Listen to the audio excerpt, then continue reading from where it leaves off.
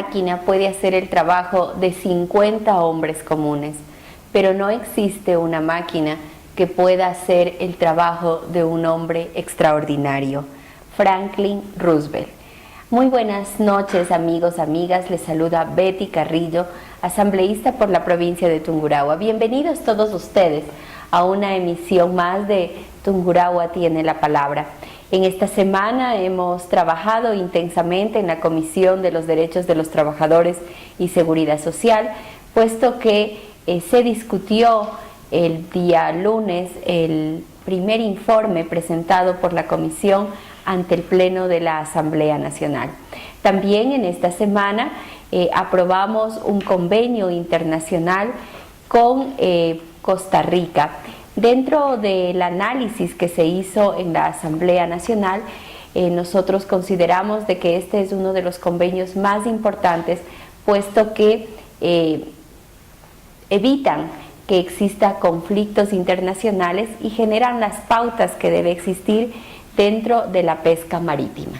¿Cómo estás, Paulo César?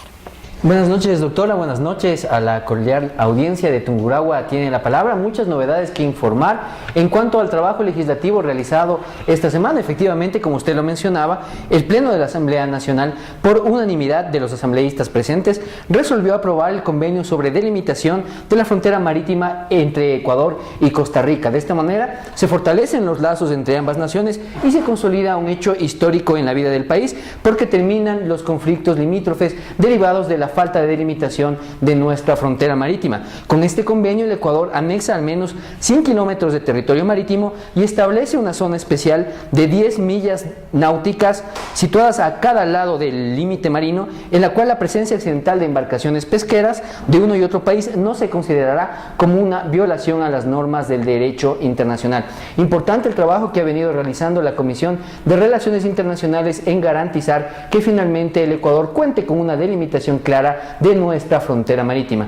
Y en este pleno de la Asamblea Nacional estuvo presente el nuevo ministro de Seguridad, Ricardo Patiño, quien presentó un informe sobre la necesidad de mejorar las relaciones y de precisamente hacer lo que tú acabas de decir, ¿no es cierto? No llegar a problemas limítrofes. Recordemos lo que pasaba en los otros gobiernos.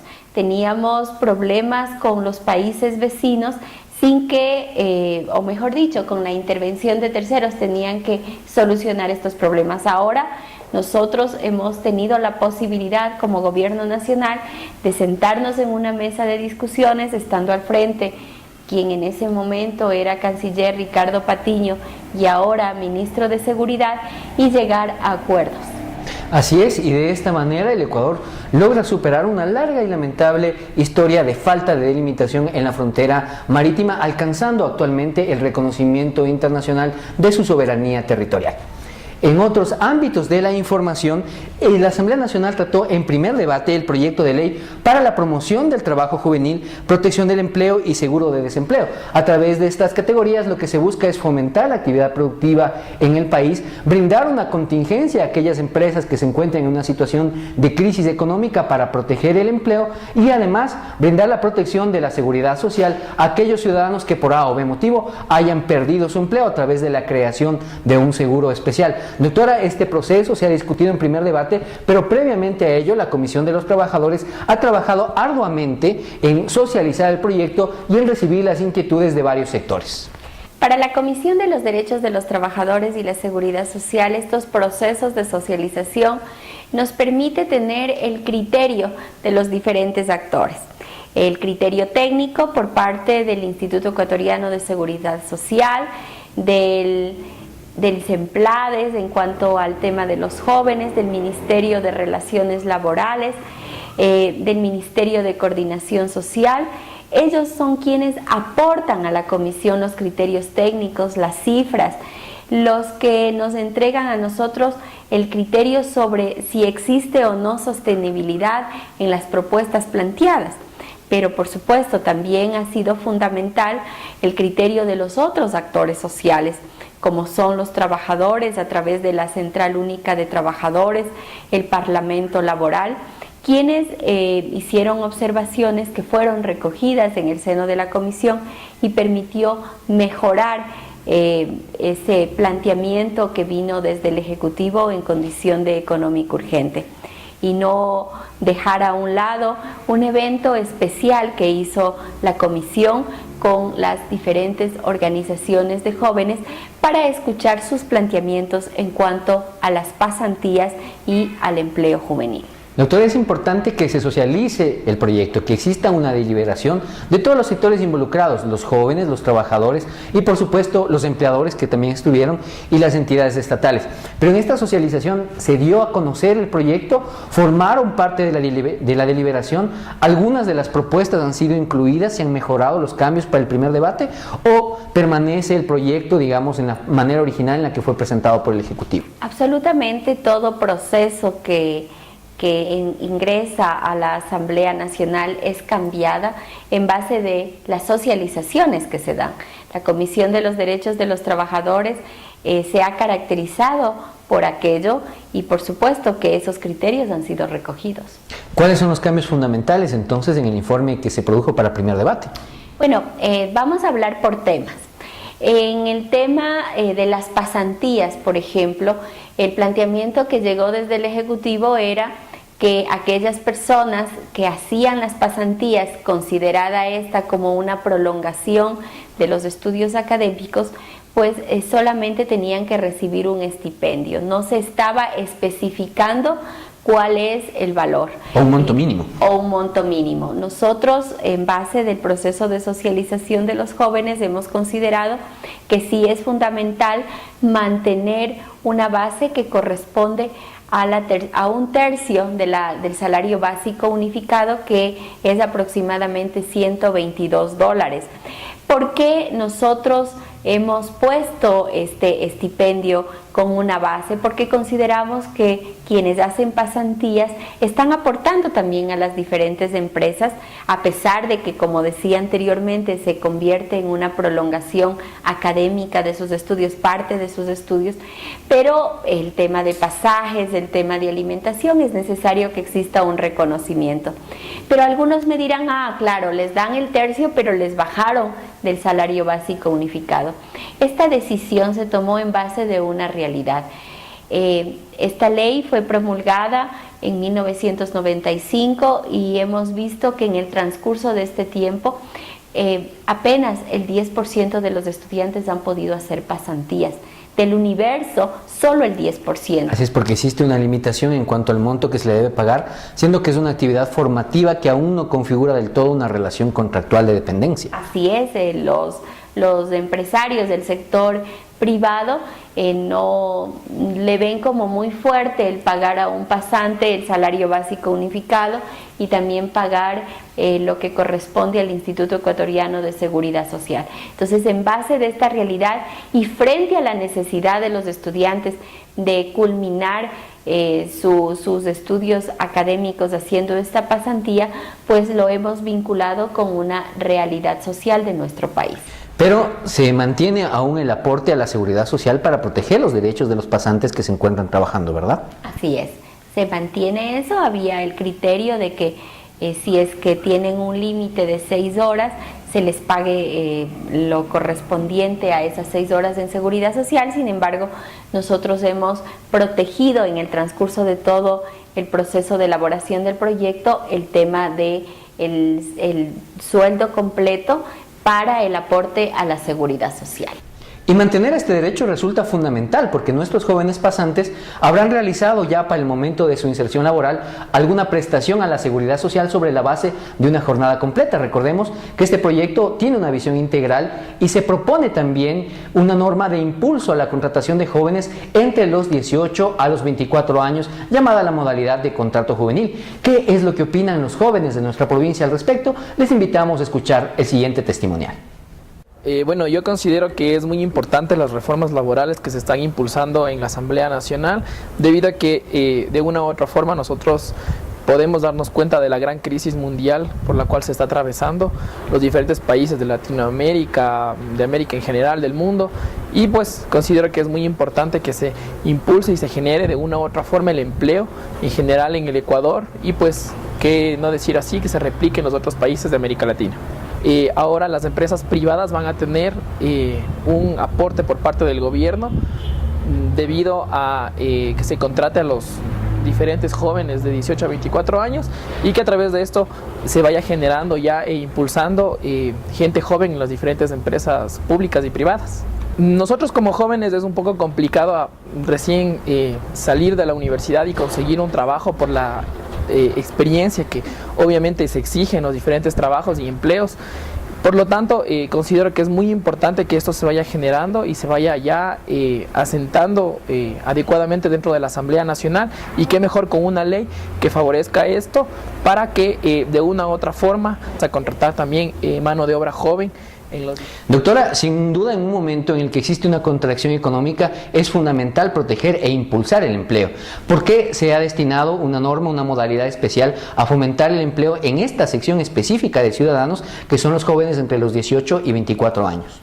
De la información entregada por SEMPLADES, por el INEC, por el Ministerio de Coordinación Social, se ha podido evidenciar de que en nuestro país en cuanto al desempleo entre los 18 y 24 años es el estándar más alto que existe en este momento, con el 12%, y a pesar de que ese índice de desempleo es inferior a la tasa de Sudamérica, que llega al 14%, sin embargo consideramos de que debemos hacer algo porque los jóvenes son el motor fundamental del progreso, del desarrollo de nuestro país, y no debemos solamente decirlo, sino generar políticas para mejorar sus condiciones de vida.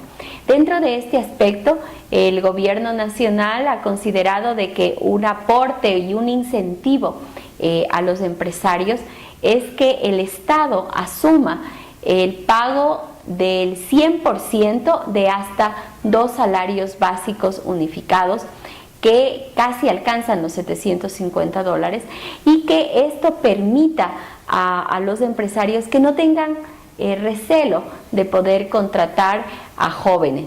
Sí, doctora, pero recordemos que también implica un incremento en el gasto estatal, porque es el Estado quien va a realizar un aporte patronal, va a asumir esa parte en el caso de la contratación a los jóvenes. ¿Por qué se justifica la inversión en este sector? Porque nosotros le apostamos a la juventud. Nosotros creemos que este segmento es fundamental en el país, y nosotros creemos que no es solamente cuestión de decir queremos apoyar a los jóvenes, sino de que el Estado, en base de las medidas que está tomando, de los aportes que tiene de los ciudadanos, y también tomando en consideración el gran incremento de afiliados que se han dado en estos 8 años, que pueda ser una inversión en el trabajo que se les pueda dar a los jóvenes. Pensando en el largo plazo, tal vez también se ha tomado en cuenta cuáles serían los costos de afrontar una situación grave cuando los jóvenes no son empleados. Es decir, ¿qué sucede cuando un joven entre 18 y 24 años no logra culminar sus estudios o no logra tener una oportunidad laboral y se inserta, digamos, en el mercado informal? Es una valoración importante también que ha realizado la comisión. Así es, Pablo César. Nosotros creemos que en este momento, al existir más de 140,000 personas jóvenes que se encuentran desempleados, nosotros como gobierno nacional y dentro de las políticas en la asamblea, en las leyes, debemos hacer algo para cambiar estas cifras. No existe proceso revolucionario de cambio que pueda ser duradero si es que no participa en él la juventud, quien tiene la fuerza para construirlo, y quienes son las personas del sector social que van a disfrutar, que van a gozar de los frutos de un buen trabajo revolucionario, de una inversión en el país. Otro de los cambios importantes que se plantean en las reformas laborales es la posibilidad de realizar un ajuste, una reducción de la jornada laboral cuando una empresa haya entrado en una reducción de su proceso de producción o en una crisis económica, orientado a que esta medida posibilite conservar el empleo. Sin embargo, han existido cambios entre el informe presentado por el Ejecutivo y las propuestas socializadas en la comisión. Doctora, ¿cuáles han sido las modificaciones más importantes al respecto? Paulo César, este es un punto crítico que se ha dado dentro de la comisión, y digo crítico porque muchos de los sectores de trabajadores han considerado de que estamos yéndonos en contra de los derechos irrenunciables de los trabajadores con respecto a disminuir la jornada laboral. Y consecuentemente la remuneración. La remuneración, o sea, lo que les afecta es que exista una reducción de la remuneración. Yo debo decirles al país que efectivamente este es un punto que no es nada bonito, pero que nosotros consideramos es necesario tomarlo desde el punto de vista de reactivar la producción, y sobre todo porque solamente en el 2015 existieron más de 80,000 personas que fueron despedidas intempestivamente. ¿Qué hacemos frente a eso, Paulo César? ¿Hacemos algo o no hacemos nada? Claro, podríamos dejar así las cosas y listo, pero nosotros consideramos de que es necesario tomar medidas. Recordemos que las reformas laborales anteriores en la Ley de Justicia Laboral priorizaban el trabajo, y lo que trataron en ese tiempo es de garantizar la estabilidad laboral. Nosotros con esta medida también queremos garantizar la estabilidad laboral. ¿De qué manera? Evitando que se sigan dando esos despidos intempestivos. Que puede haber un ajuste temporal, un entendimiento entre trabajadores y empleadores para continuar la actividad. Absolutamente temporal, y bajo una premisa fundamental: el acuerdo de las partes entre trabajadores y empleadores. Esa es una diferencia abismal de lo que se hacía antes. Medidas que se llamaban de flexibilización, pero en donde solamente la parte que tiene el poder económico, es decir, la parte empleadora, acompañada por el Estado, tomaban decisiones sin que exista la participación de los trabajadores. Ahora nosotros hemos tomado una medida en la cual debe existir el criterio de los trabajadores. ¿Para qué? Para que durante 6 meses, solamente durante 6 meses, se pueda reducir la jornada laboral a 30 horas semanales. Pero además del acuerdo de los trabajadores, debe existir un control estatal para que no se preste a un instrumento de precarización. Es que también puedes, Paulo César, reducir a 30 horas, y también puedes reducir en cuanto a los días que vas a laborar, ampliando la jornada laboral a 10 horas diarias, hasta completar las 40. Entonces existe esa posibilidad, ¿no es cierto?, de trabajar las 40 horas diarias, teniendo como premisa 10 horas para completar las 40, es decir, durante 4 días, 10 horas son 40 horas, de tal forma que existiría un día más de posibilidades de que el trabajador pueda descansar, o 30 horas semanales. Pero si es que tienes horas extras, si es que tienes horas suplementarias, se sigue pagando esas horas extras y esas horas suplementarias. La remuneración que va a recibir el trabajador va a ser de acuerdo a las horas trabajadas, pero las bonificaciones, es decir, la 13ª y 14ª remuneración, pues sigue siendo de acuerdo al valor que ganaba antes de la reducción de la jornada laboral. Y esto es un aspecto fundamental a recalcar, porque las normas de flexibilización en el pasado lo que hacían es atentar contra los derechos del trabajador, especialmente los derechos sociales. Además de las bonificaciones, doctora, que usted señala que se mantienen, ¿qué sucede con el derecho a la seguridad social de los trabajadores que verían modificada su jornada laboral? Bueno, en cuanto a la seguridad social, se mantiene el aporte por las 8 horas. Quien asume la diferencia de esas 2 horas adicionales es el empleador, y eso nosotros lo creemos que es lo justo frente al desprendimiento que tendrían los trabajadores en la reducción de su remuneración por las 30 horas semanales que va a trabajar. También es importante mencionar que hemos puesto de manera más directa y concreta cuáles son aquellos candados, digámoslo así, que se requieren para que una empresa pueda hacer la reducción de la jornada laboral. Mecanismos de control que sirven para verificar que las empresas efectivamente están pasando por un periodo difícil y que necesitan de esta medida para poder solventarlo. Así es, mecanismos que tienen relación con que exista la demostración de que han bajado la producción en un 30%, al menos, y eso podría ser la evidencia. Tendrían que presentar la documentación correspondiente y evidenciarlo aquello. Además, que la empresa que se acoge a esta reducción en cuanto al horario de trabajo, pues no puede despedir a ningún trabajador. En el momento en que despida a los trabajadores, simplemente se suspende la posibilidad que tiene la empresa de mantenerse dentro de esto. ¿Qué es lo que nosotros queremos? Lo que queremos es, como siempre, proteger a los trabajadores. Así es, doctora, y estas reformas se construyen en un marco que cuenta con una base fundamental de la participación y la opinión ciudadana. Escuchemos cuáles son los criterios de los ciudadanos tungurahuenses. En Tungurahua tienen la palabra frente a estas reformas. En primer lugar, los ciudadanos debemos estar expuestos a cambios, ¿no?, para mejoras, y nuestra cultura es una cultura que no está condicionada al ahorro. Yo creo que en cierto modo es beneficioso para nosotros los trabajadores que no contamos en estos tiempos con una estabilidad laboral. Me parece buena la opción. Dentro de esto se ha planteado un seguro de desempleo. ¿Qué piensa al respecto? ¿Cómo lo ve? Favorable, totalmente favorable.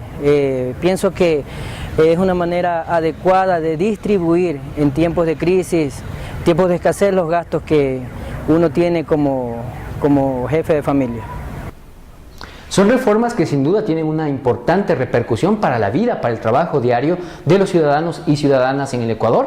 Escuchemos también algunas de las inquietudes que se han suscitado frente a estas reformas, en especial frente a un tema importante, no exento de preocupaciones para los ciudadanos, como lo es el seguro de desempleo. Frente a ello, la ciudadanía dirige sus inquietudes a la doctora Betty Carrillo.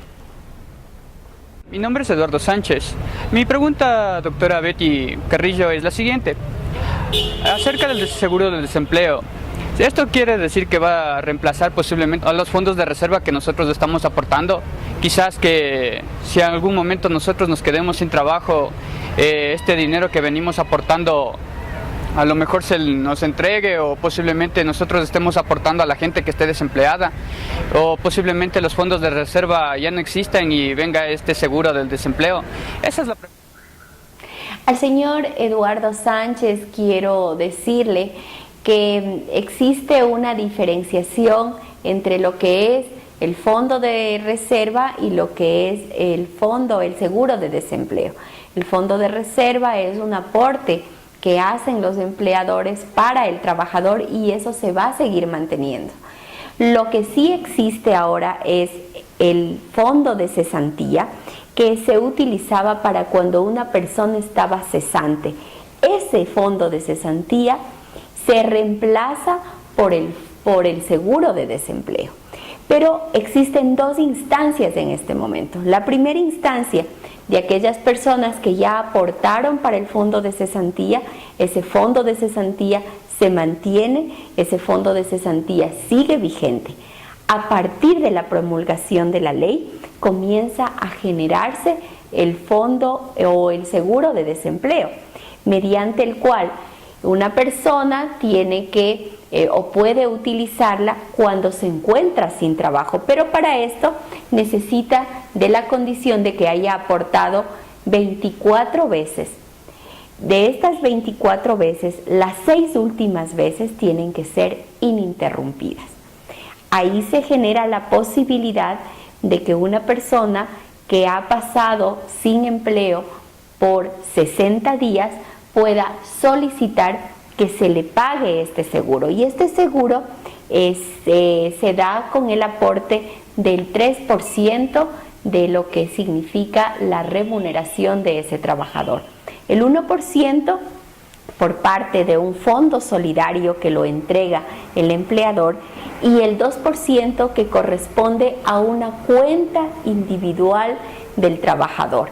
esta cuenta individual del trabajador gana intereses, esta cuenta individual del trabajador, incluso si es que nunca utiliza el seguro de desempleo, puede retirarlo con los intereses correspondientes.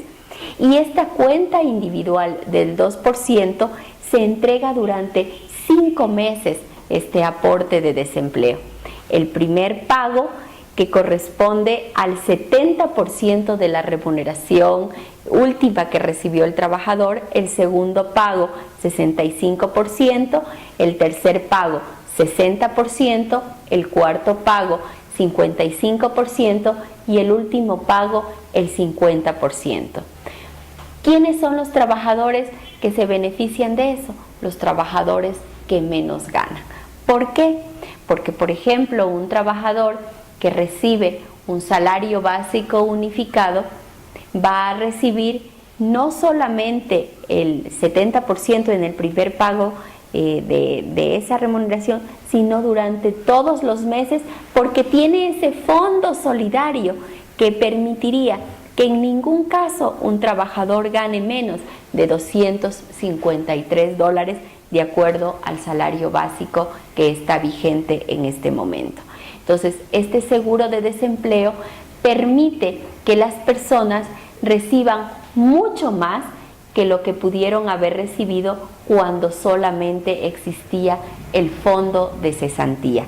El seguro de desempleo protege al trabajador que menos gana, ayuda al trabajador que menos gana a través también de la solidaridad, de ese 1% solidario aportado por el empleador, que se convierte en un colchón de apoyo a los que menos ganan. Así es, y de esta manera la doctora Betty Carrillo ha escuchado y ha solventado los criterios e inquietudes de la ciudadanía en nuestro espacio Tungurahua tiene la palabra. Consulte la información oficial en nuestra página en Facebook y no se olvide de sintonizarnos todos los lunes a través de la señal matriz de Radio Centro en Tungurahua tiene la palabra, emisión radial. De esta manera despedimos una entrega más de nuestro programa, fomentando el compromiso de informar a la ciudadanía y construir juntos las leyes para el país que soñamos. Estamos apostando por el cambio de una matriz productiva, estamos apostando por el cambio de un ecosistema. Y esto es lo que está haciendo Ecuador, formando a todos estos ecuatorianos. Hay una política de emprendimiento, hay una política sobre innovación, tenemos un entorno único en oportunidades. Mientras más sustitución haya por producto nacional versus lo que viene de afuera, obviamente el país va a ganar más. Este rato Ecuador está en la capacidad de construir lo que quiera. Que los jóvenes están investigando, están sacando proyectos. Nosotros mostramos al mundo lo que estamos haciendo. Y estamos en un pleno proceso de integración tecnológica, de la innovación. Nuestra economía va a ser diferente y finalmente se va a insertar en el mundo de una manera distinta. Yo creo que con las piezas que ya están jugadas dentro del país, todos los jóvenes crecen ahora más optimistas y con más miras a futuro y con ganas de hacer que su país crezca. Y eso no va a cambiar nunca. No trabajamos para las próximas elecciones, trabajamos para las nuevas generaciones. Ecuador ya cambió.